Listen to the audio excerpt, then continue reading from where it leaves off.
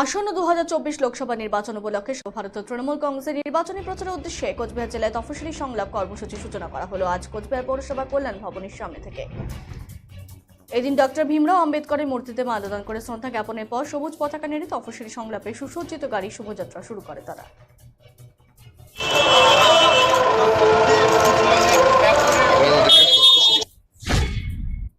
কয়েকদিন আগে আমাদের নেতা অভিষেক বন্দ্যোপাধ্যায় সর্বভারতীয় তৃণমূল কংগ্রেসের সাধারণ সম্পাদক কলকাতার নজরুল মঞ্চে তিনি ঘোষণা করেছেন এই তপশিলি সংলাপের শুভ সূচনা তিনি সেখানে করেছেন। সেখানে জেলার সর্বস্তরের তপশিলি যারা নেতৃত্ব সেখানে উপস্থিত ছিল। আজকে আমাদের জেলায় এই কল্যাণ ভবনের সামনে আমাদের সংবিধান প্রণেতা ডক্টর বি.আর. আম্বেদকরের মূর্তির পাদদেশে এ দুটো ট্যাবলো গাড়ি যে রয়েছে সে গাড়ি দুটোর শুভ সূচনা হলো।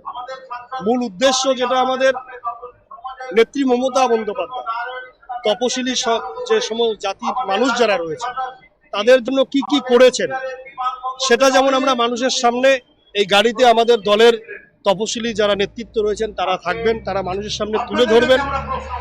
200টা স্কুল থেকে শুরু করে আমাদের ভাষাকে স্বীকৃতি দেওয়া, রাজবংশী ভাষা কান্তাপুরী ভাষাকে স্বীকৃতি দেওয়া এবং রাজবংশী মানুষ তপশিলি সম্প্রদায়ের মানুষের জন্য নেত্রী মমতা বন্দ্যোপাধ্যায় কি কি করেছেন সেটা যেমন তুলে ধরা, আর একদিকে কেন্দ্রের ক্ষমতায় থাকা মোদী সরকার তাদের বিভিন্ন দপ্তরের মন্ত্রীরা নিয়ম করে বিভিন্ন জনসভায় বলেছিলেন এই এলাকার যারা রাজবংশী মানুষ কান্তাপুরী মানুষ তাদের ঘরের যে সমস্ত ছেলে রয়েছে তারা নারায়ণী সেনাতে চাকরি পাবে।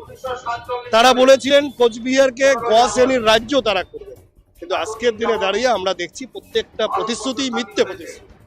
এরা মিথ্যে কথা বলে তপশিলি সম্প্রদায়ের মানুষের ভোট এতদিন তারা নিয়েছিল, আর মিথ্যে কথাতে তপশিলি মানুষের ভোট নেওয়া যাবে না।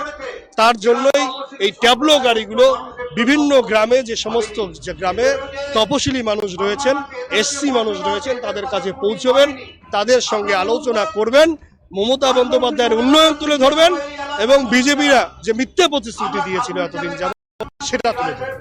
এটাই মূল উদ্দেশ্য।